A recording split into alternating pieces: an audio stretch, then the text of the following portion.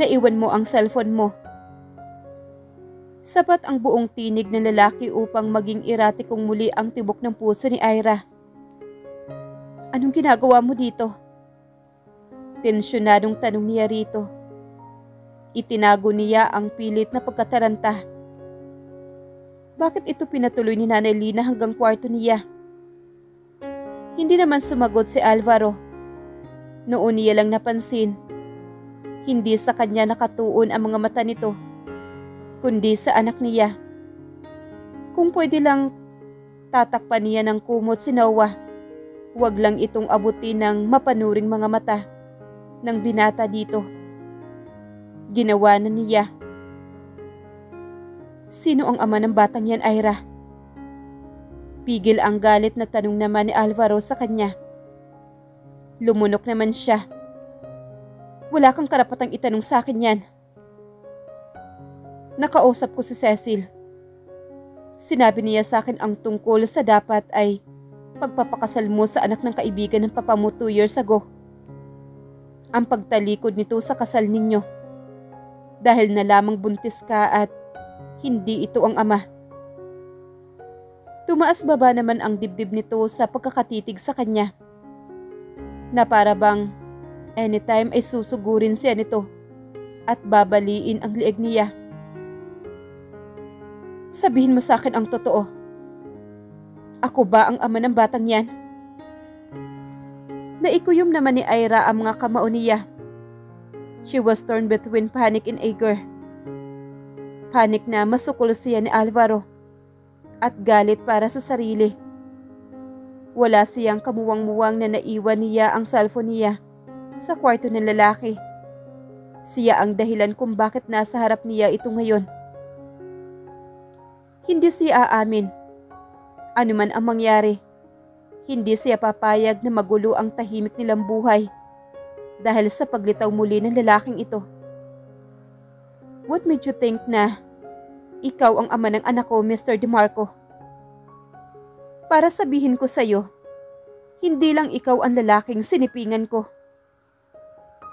Bago niya pa matapos ang sasabihin ay nailang hakbang na ni Alvaro ang pagitan nila. Napasinghap siya ng pagalit siya nitong haklitin sa mga braso. Naghuhumiyaw ang galit sa katawan nito. Mas gusto niyang indahin ang galit na iyon kaysa nararamdaman niyang sakit sa braso niya. Mahigpit na hawak ng isang kamay nito. Huwag mo akong piliting paaminin ka sa parang alam ko, Ira. Nagbabaga ang mga matang asik nito sa kanya.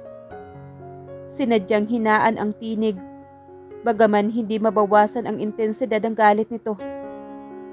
Bitiwan mo nga ako. Palag naman niya rito.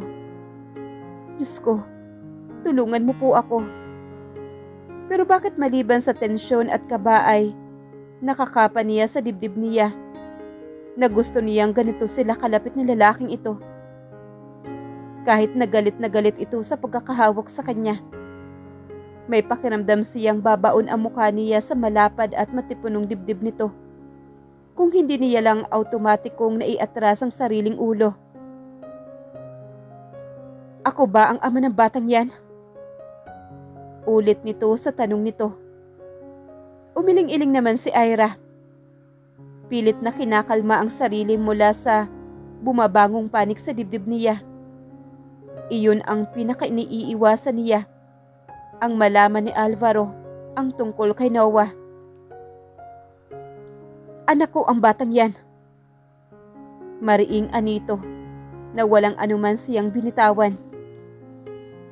Nakahinga siya na maluwag kahit papaano nang dumistansya ang lalaki sa kanya. He was eyeing her.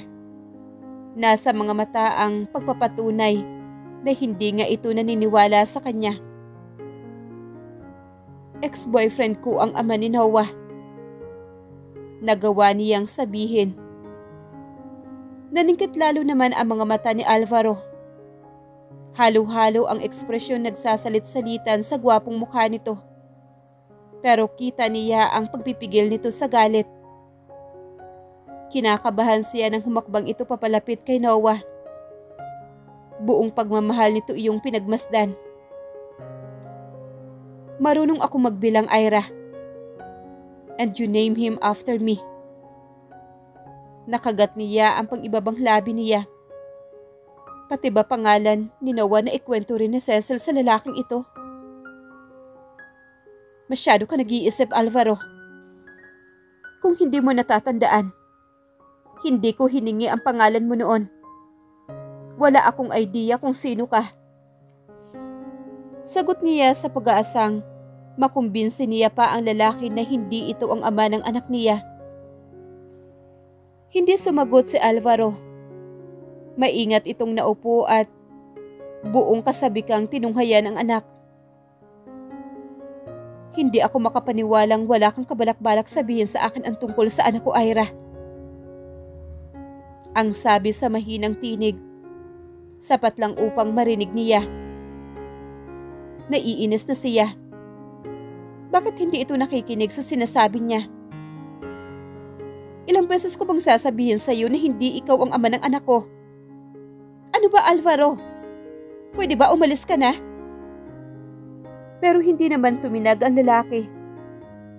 Halos matunaw ang puso niya nang hawakan nito ang maliit na kamay ni Noah at dalhin nito iyon sa mga labi nito. Nakita niya ang bahagyang gumalaw naman si Noah. Tila ba nag-react ito sa init na nagmumula sa kamay ng kung sino mang may hawak dito. Nakita niya ang pangungulila sa mukha ni Alvaro nang kumapit ang anak niya sa malaking kamay nito. Posibleng nga bang maramdaman ni Alvaro ang lukso ng dugo? Totoo bang nakakaramdam din ng ganoon ang mga ama? Kino-corner lang ba siya talaga ni Alvaro? Hanggang mapaamin siya nito. Wala namang alam si Cecil sa totoong ama ni Noah. Maliban na lang kung pati ang kaarawan ng anak niya ay nabanggit nito sa lalaki. Kaya ba sinabi nito na marunong itong magbilang? Napapikit siya ng mariin. Sige pa. Magsinungaling ka pa, Ira. Iba ang sinasabi ng puso ko. Ako ang ama ng batang ito. Hindi makapaniwalang napamaang naman si Ira. Wala siyang maapuhap na sasabihin. Umahon si Alvaro sa pagkakaupo sa ibabaw ng kama. Namulsa at hinarap siya nito. Pwede kong ipa-DNA test ang bata. Hindi ba, Ira? Sa loob ng kalahating buwan, mapapatunayan kong dugo ko ang nananalaytay sa ugat niya. And by then, sisiguraduhin kong makukuha ko ang akin sa kahit na anong paraan. Napamura naman siya. Hindi mo makukuha ang anak ko. No, sweet. Putol naman ni Alvaro. Kasama ka sa kukunin ko. Ikaw at ang anak ko. Mariin na sabi nito. Sarkastikong ngumisi naman siya. Para mapatunayan sa mga magulang mo na hindi ka takot sa commitment? At para itigil na nila ang pagreto sa iyo sa Giuliani na yon? Kaya mo pinagigiitan na anak mo ang anak ko? Ganun ba? How convenient and brilliant, Mr. DeMarco. You were hitting two birds with one stone. Wala akong balak makipagtalo sa iyo sa bagay na yan, Ira. Ipinagkait mo na sa akin ang karapatang maalagaan at makasamang anak ko. Hindi ako papayag na mawala pa siya ulit sa paningin ko. At kahit papakasalan ko ang hindi ko mahal at hindi ko kilala. Pinigil niya ang mapakurap. Masakit sa kanya na marinig iyong huling pangungusap na sinabi nito. Nag-e-expect siya na may damdamin ito, na kahit papaano si Alvaro sa kanya. Kaya nito iginigiit na ito ang ama ng anak niya. Imposible. Matagal na nakaalis si Alvaro, pero hindi pa rin tumitinag si Ira. Pakakasalan siya ni Alvaro. Iyon ang malinaw na sinabi nito, bago ito tumalima para gawaran ng halik sa noo ang natutulog niyang anak. Ipinatong nito ang cellphone niya sa ibabaw ng nightstand at tuluyang umalis. Nalilito naman si Ira. Anong gagawin niya? Kahit anong sabihin niya, hindi naniniwala ang binata na hindi ito ang ama ng anak niya. May choice pa ba siya? Sooner or later, magagawang mapatunayan sa DNA test ang totoong relasyon ni Noah at ni Alvaro. Siya ba? Nagangat siya ng tingin na marinig ang tinig ni Ate Zenny. Marahan siyang tumango. Naiintindihan ang tanong ng kapatid. Bumuntong hininga naman si Ate Zenny. Hindi ko intensyon na makinig, Ira. Pero bakit hindi mo bigyan ng pagkakataon ng lalaking yun? Deserving ang bawat bata sa mundo ng isang buong pamilya. Paano, ate? Hindi naman namin mahal ang isa't isa. Ngayon lang kami ulit nagkita pagkatapos ng nangyari. So, at least, hindi basag ang itlog ng lalaking yon. Pananagutan ka at paninindigan ang anak ninyo. Hindi ka gaya ng mga lalaking kilala ko.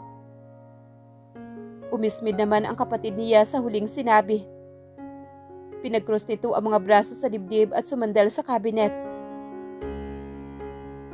Hindi naman sapat yung responsable lang, ate. Kagaya ng hindi rin sapat na ina lang ang kasama ng isang bata habang lumalaki. Ilang taon na lang, mag-uumpisa ng mag-usisa ang anak mo tungkol sa tatay niya. May pagkakataon kang bigyan ng buong pamilya ang anak mo. Huwag mong ipagkait sa kanya yun, Ira. Hindi siya nakakibo sa sinabi nito. At sigurado ako, hindi totoong wala kang nararamdaman sa lalaking yun.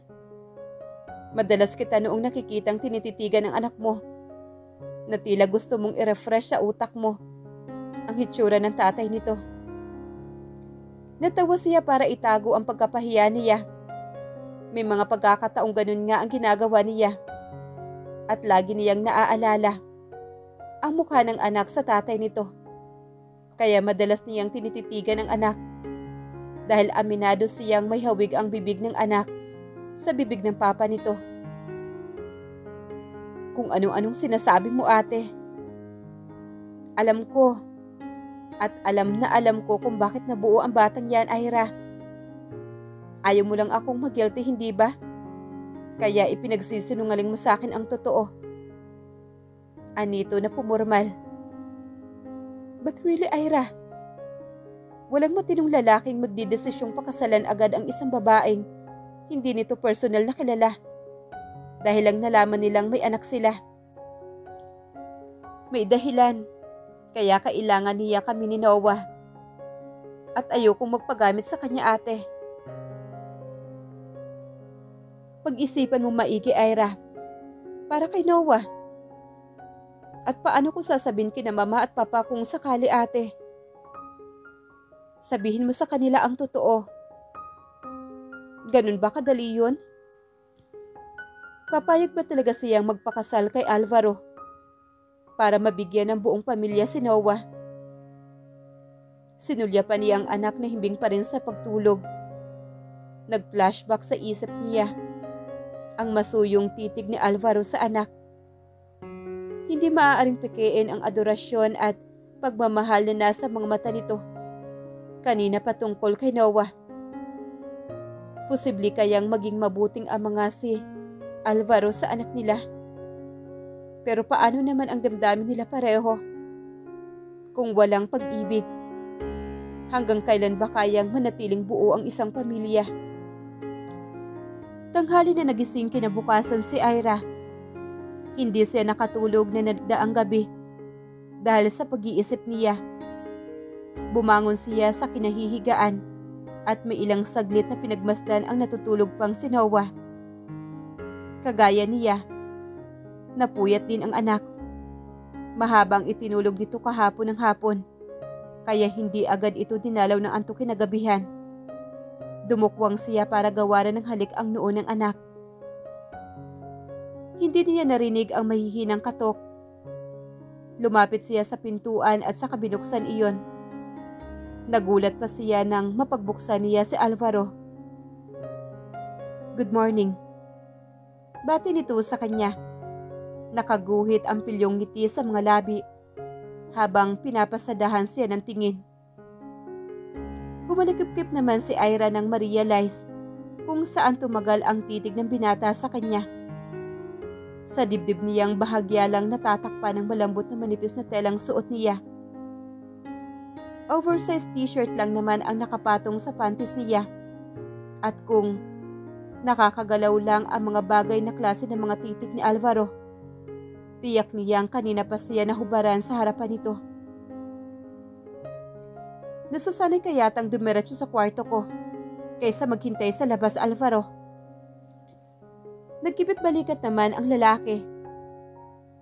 Dito ako pinadiretso ni Zanny. Nakapaghain na ang maid. Nasa baba na rin ang mama at papa mo. Tayo na lang ang kulang. Sumimangot naman siya. Knowing Ate Zanny, patutuloyan talaga nito ang binata. At home agad? Wait. Tama ba ang dinig niya? Nasa ibaba ang mama at papa niya? Anong sinabi mo? Alin doon?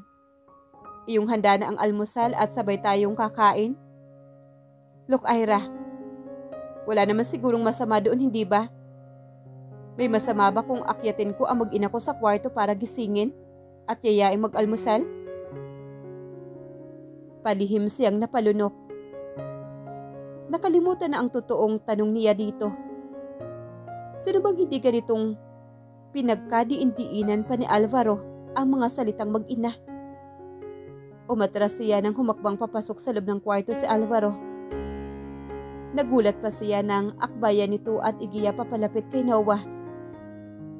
Hindi siya makapalag sa bigat ng braso nitong nakapatong sa balikat niya. He's adorable. Anito, pagkatapos ay pinakawalan ang balikat niya. Nakakainis naman sa sarili niya dahil gusto niyang habulin ang braso nito at ibalik sa pagkakaakbay sa kanya. Masuyong hinalikan ni Alvaro sa noo si Noah. Sa parehong spot kung saan niya hinalikan kanina ang anak. Mula sa kanyang kinatatayuan, nabigyan siya ng chance na maobserbahan ang lalaki. Alvaro was really gorgeous and handsome. Makinis at mamula-mula ang balat nito. Matitipuno ang dibdib. Malaki ang mga braso. Pero hindi naman iyong tipong pang-bouncer talaga ang katawan nito. He was the kind of man na kung yayayain mo ng lovemaking, pagising na pagising man nito sa umaga, ay good breath pa rin ito. Pakiramdam niya hindi na siya makapaghintay na makulong ulit sa mga bisig nito.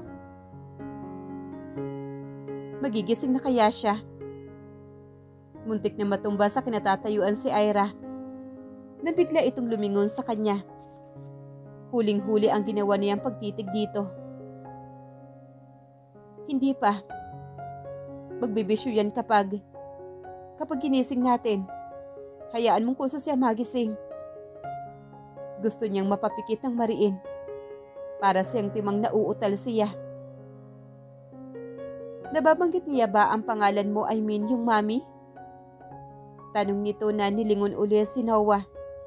At parang hinahaplos ang puso niya sa nakikitang fondness sa mga mata ng lalaki. Madami-dami na siyang nasasabi. And yes, nababanggit niya ang mami. Napangiti naman si Alvaro. Hindi na ako makapaghintay na ipakilala siya kina mama at papa. Ang sabi na parang masasarili ang kausap. Doon kumunot naman ang noo niya. Wala akong sinasabing pwede mong dalhin kahit saan ang anak ko, Alvaro. Anak natin. Pagtatama naman ito. Hinarap siya nito. She was a bit surprised sa tono nito na tila hinahamon siyang pabulaanan iyon. At hindi ko siya dadalhin sa kung saan. Sa mga magulang ko. Kaya mabuti pang mag-ayos ka na at magbihis. Nanlaki naman ang mga mata niya. What are you talking about? Bakit pupunta dito ang mama at papa mo? To talk about our wedding. Anito na parang baliwala lang ang sinabi nito. You're kidding me. Bulalas naman niya. Hindi makapaniwala. Kumilos naman si Noah at dahan-dahan nagdilat ng mga mata. Pinigil niya ang sariling manigaw pa ulit. Hininaan ang boses kahit nagingit-ngit siya sa galit. This is your fault. Magigising ang anak ko. Asik niya dito. Mabilis na nakalapit sa bata at tinapik-tapik ang puwitan nito.